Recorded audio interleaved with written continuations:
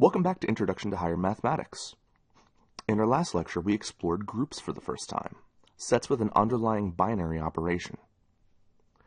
We went over the group axioms: closure, associativity, existence of an identity, and existence of inverses, and saw a number of examples and non-examples of groups. We noted that while commutativity is not necessarily a property of a group operation, for example, matrix multiplication, groups that are commutative are called abelian groups. We created Cayley tables for finite groups, showing the results of all possible operations. We created subgroups, which are subsets that follow the same group operation, and saw a number of ways to tell whether a particular subset will form a subgroup. We saw how to generate subgroups with some number of elements, leading us to the idea of cyclic groups, which can be generated entirely by a single element. Finally, we investigated permutation groups, which are what Galois originally was working with when he formulated group theory, and are important groups to remember. So, let's continue building on our previous mathematical structures and take them one step further. You should notice that every time we do this and introduce a new concept, we start to understand a bit more of why we do the things we do in mathematics. Anyway, the next step up from groups is a structure called a ring. A ring is an algebraic structure that comprises a set equipped with not one, but two binary operations that are related in a special way. Thus, we could imagine it as an ordered triple. Just as whether something is a group or not is determined by a set of group axioms, rings are characterized by a set of ring axioms, which we're about to lay out. First of all, the set must form an abelian group under the first operation. So to review the group axioms, that means that the set must be closed under the operation must be associative, there must be an identity that leaves every element unchanged, every element must have an inverse, and since we need the group to be abelian, we require that the operation be commutative. In a ring, we give a special name to this first operation that satisfies these requirements. We call it addition. Think about that for a second. I bet you never would have imagined you'd actually define something so simple as addition in a class like this. But remember, by building these concepts from the ground up, we can actually see why they work exactly the way they do. So because we've defined our first operation as addition, we often call the identity of this first group the additive identity, and the inverse of any given element A with respect to this group the additive inverse of A, which we usually notate as negative A. Now, what about the second operation? The second operation has its own rules it needs to follow to be a ring, but they aren't quite as strict as the rules for addition.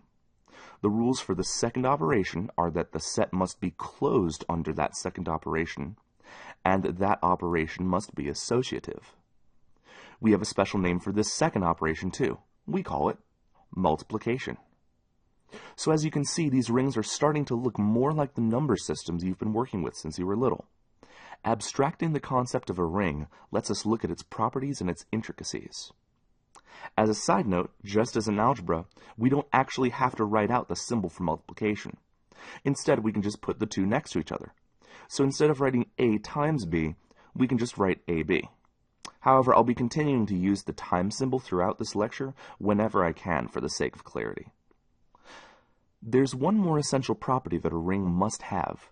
Addition and multiplication are useful in their own right, but even more important is their relation to one another. In a ring, addition and multiplication are bound together by the distributive property. Suppose A, B, and C are three arbitrary elements of our set.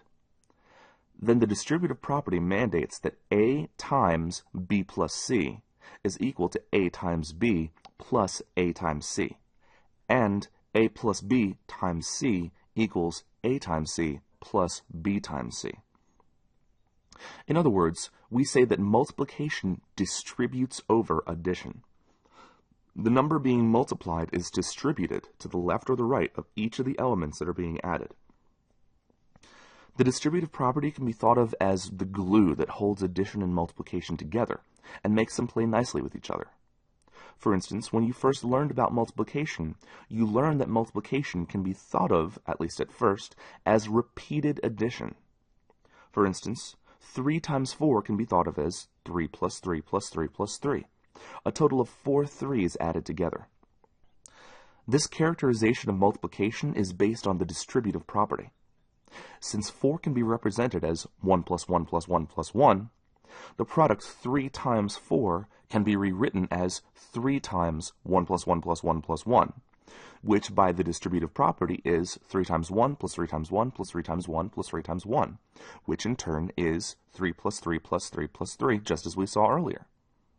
This distributive property is also what we rely on when we make multi-digit multiplication calculations.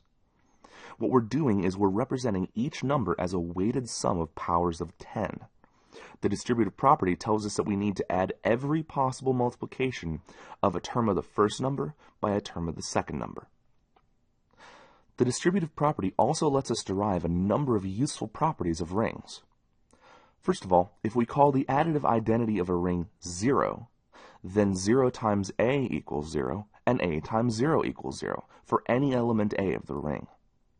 Second of all, if B is another element of the ring, then A times the additive inverse of B and the additive inverse of A times B both equal the additive inverse of the product AB.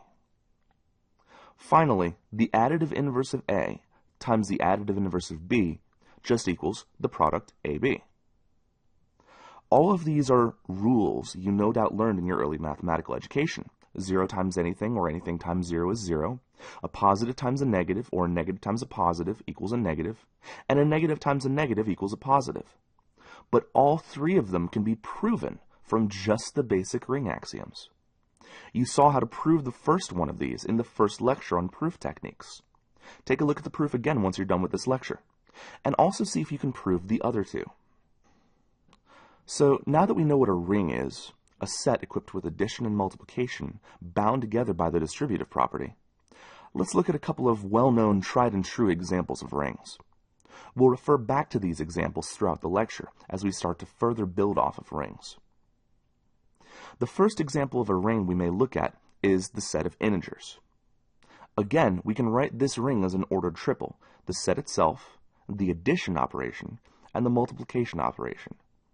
However, since unlike groups we know exactly what the operations are supposed to act like, we often simply write the set and just talk about it as a ring.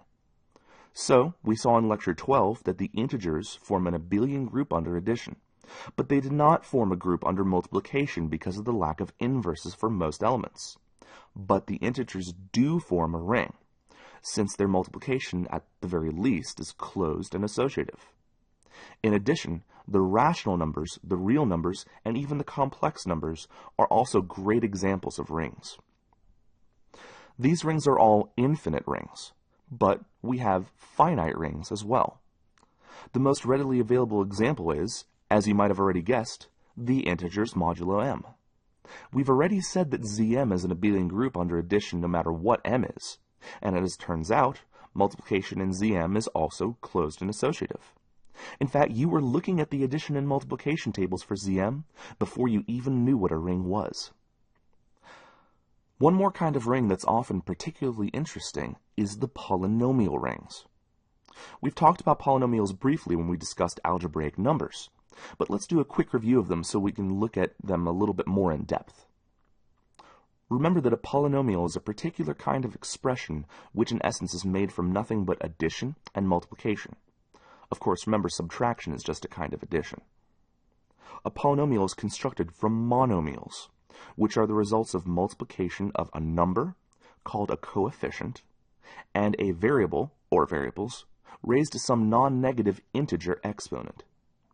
Keep in mind, a ring has both addition and multiplication, so exponentiation now is just taken to mean repeated multiplication. A polynomial is thus a sum of a finite number of monomials.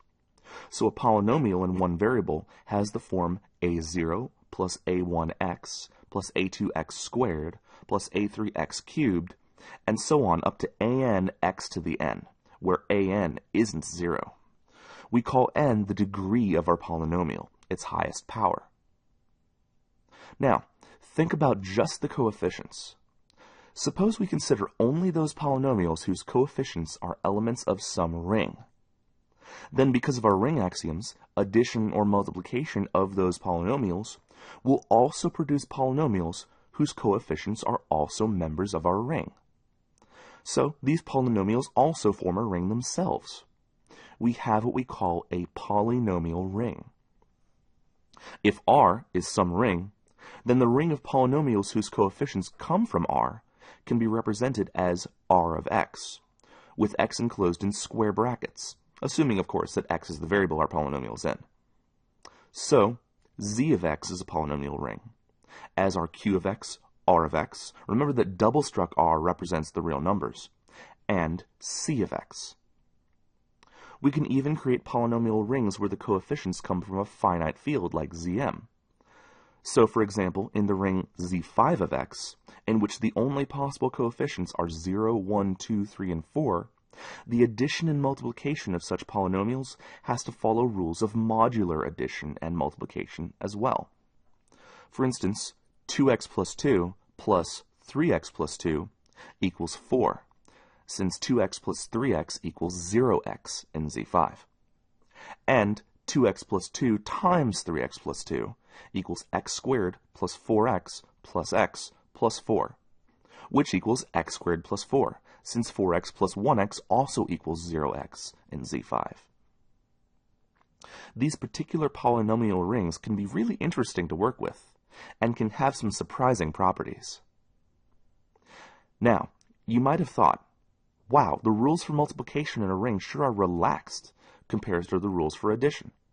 Addition has to satisfy 5 different properties: closure, associativity, identity, inverse, and commutativity. Whereas multiplication only has to satisfy 2, closure and associativity. Why so loose on the restrictions?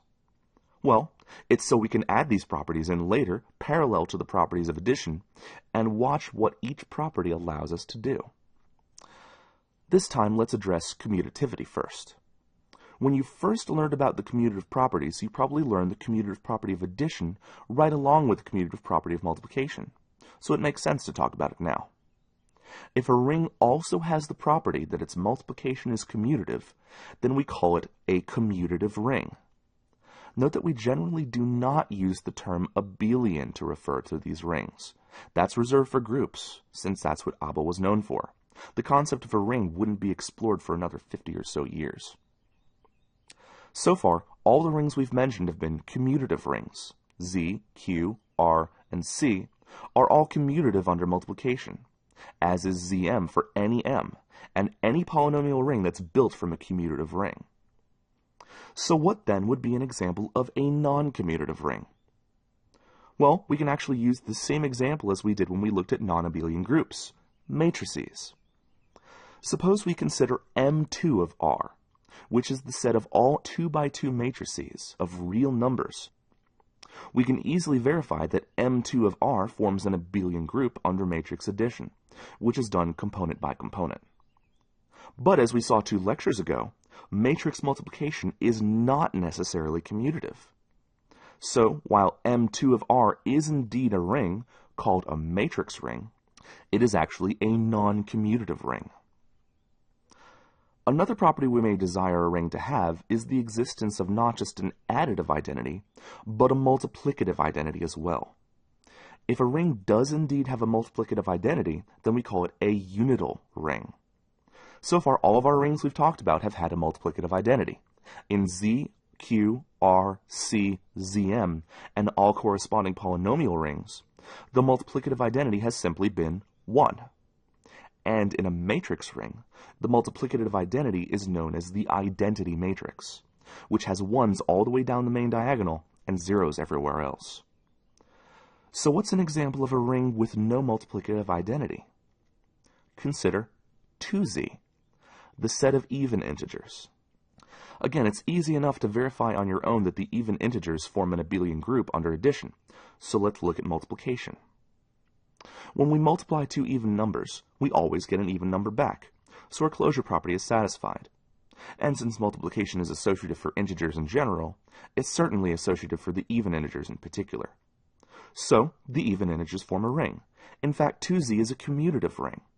But alas, the even integers don't include 1, which is the normal multiplicative identity of z. So, 2z is a non-unital ring. In general, nz will be a non-unital ring for all n greater than 1.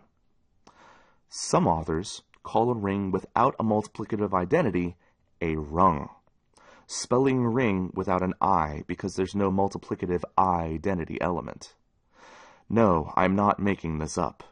This has to be by far the worst mathematical pun I've ever heard to this date. Anyway, one more interesting note about unital rings.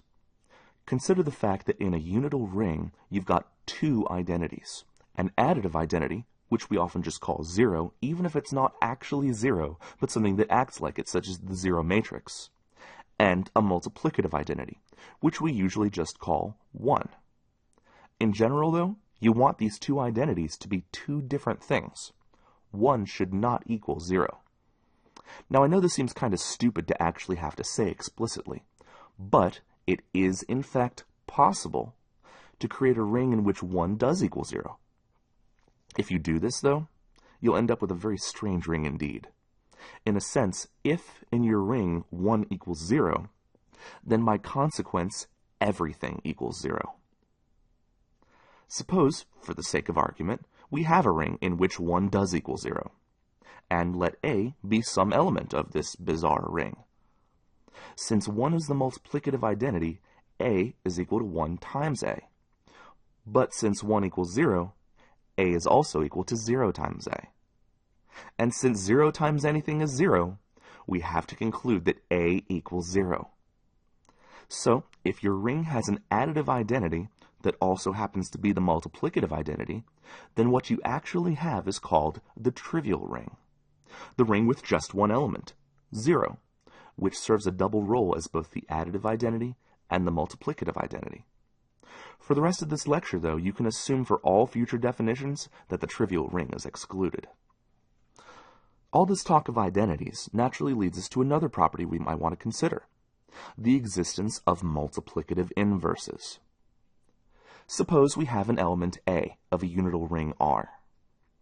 If we can find another element of the ring, say B, such that A times B is 1, the multiplicative identity, and B times A equals 1, then we say that B is the multiplicative inverse of A.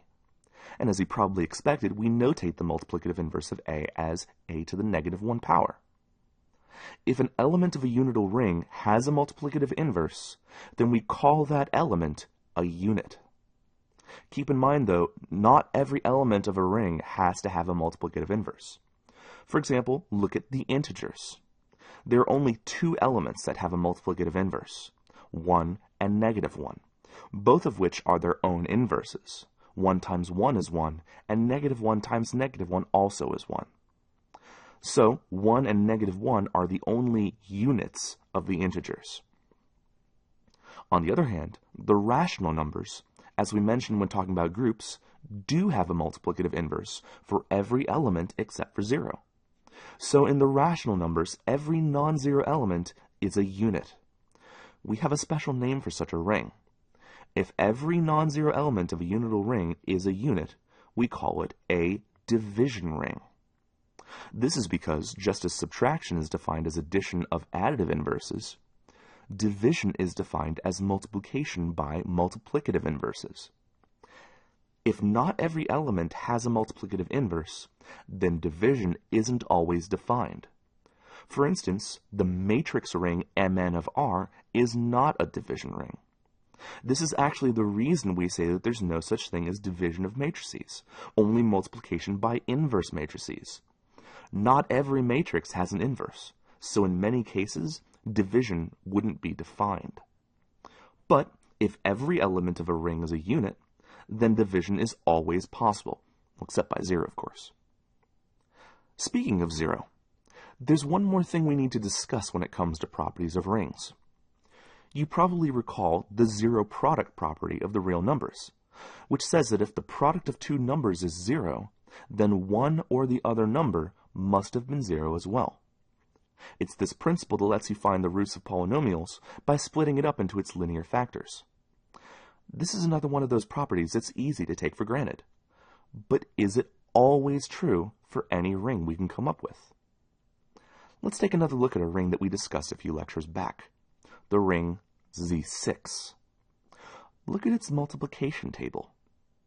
There's nothing unexpected about the fact that multiplying any member of Z6 on either side by 0 yields 0.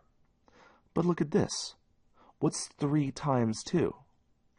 In the integers, 3 times 2 equals 6, but since 6 and 0 are congruent mod 6, 3 times 2 in Z6 is actually 0.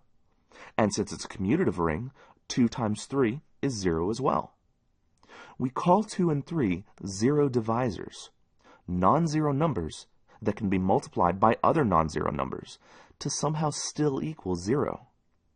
So, looking at the multiplication table, we can see that the zero divisors of a Z6 are 2, 3, and 4. For another example of zero divisors, consider the 2 by 2 matrices 0, 0, 1, 0 and 1, 0, 0, 0.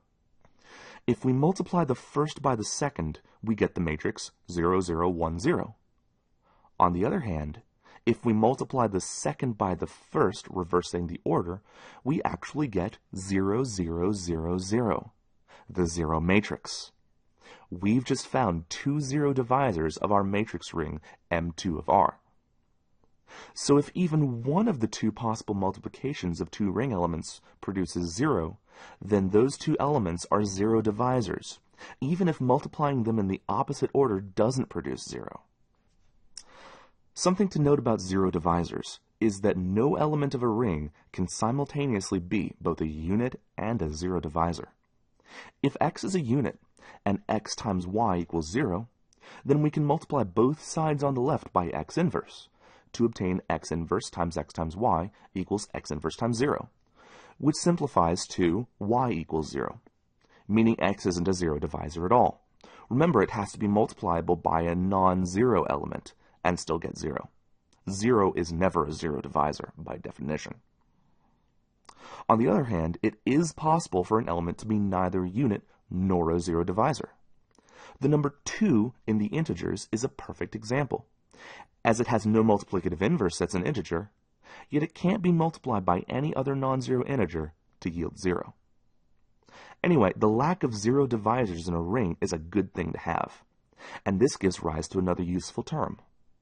Suppose we have a commutative unital ring that has no zero divisors. We call such a ring an integral domain. Given the name, it should come as no surprise that the integers are an integral domain. In fact, integral domains can be said to be generalizations of the integers, and are great settings in which to study the concepts of divisibility. The rational, real, and complex numbers also are integral domains. But watch out. As we've just seen, Zm is not necessarily an integral domain. But, as we've just shown before, if p is a prime number, then Zp is in fact an integral domain. Another property to note is that in an integral domain, we're allowed to cancel a factor from both sides of an equation to solve it. This is rather useful, especially if you're in a domain like the integers, in which not every element has a multiplicative inverse you can multiply both sides by to solve that equation. All of these properties have shown the various effects of tightening the restrictions on the multiplication operation of a ring. As we add more restrictions, we become able to do more things. We can divide elements, we can factorize elements, and so much more. The ultimate structure, though, comes when we make that multiplication as strict as possible. That is, hold it to every standard that addition is held to, as an abelian group. If our ring has a multiplication operation that is commutative and unital, in which not only are there no zero divisors, but in fact every non-zero element is a unit, then this mathematical structure is what we call a field, an algebraic structure in which the set forms an abelian group under both addition and multiplication, excluding 0, of course, for the multiplicative group. So, while Z is not a field, since it only has 2 units, Q is a field, as well as R and C. Zm is not a field in general, but Zp is as long as p is prime, in which case we call Zp a finite field. Once we've hit fields, in a way, we've struck gold. We've got two operations, addition and multiplication, which not only play nicely with each other, but are both invertible. So in essence, we gain two new operations based on the previous two, subtraction and division. When you learned algebra for the first time and you were taught that you can add, subtract, multiply, or divide both sides by the same number to eventually arrive at your answer, you were relying on the properties of fields that underlie that algebra. So, now let's look at our various conditions we've added and why they become so useful. We started off with the primary example of a ring, the integers, which are an abelian group under addition, but not multiplication. By extending to the rational numbers, which also form an abelian group under multiplication, as long as we exclude 0, of course, we've moved up to a field. So what's the benefit of moving up to the real numbers? Well, as we said a few lectures ago, R is the completion of Q. So that lets us do all sorts of things like calculus. Finally, if we take one more step up to the complex numbers, then our field is what's called algebraically closed, meaning that every polynomial equation with complex coefficients is guaranteed to have complex solutions. We don't have to look up to some higher field to find solutions, like we do with the integers, rationals, or reals. But there's a catch. Once we move to the complex numbers, we lose an important property. The field of complex numbers is not ordered. There's no way to say that one complex number is less than or greater than another complex number. This is what happens when we move to what can in a sense be thought of as two-dimensional numbers. In fact, there exist number systems that are even further generalizations of the complex numbers. The quaternions, represented as an H, are a four-dimensional number system, in which each number has a real part and three different imaginary numbers, labeled as I, J, and K, that follow a strict set of rules. Then, the octonions, represented as an O, are an eight-dimensional number system, this time with 7 different imaginary numbers, that follow their own complicated multiplication rules.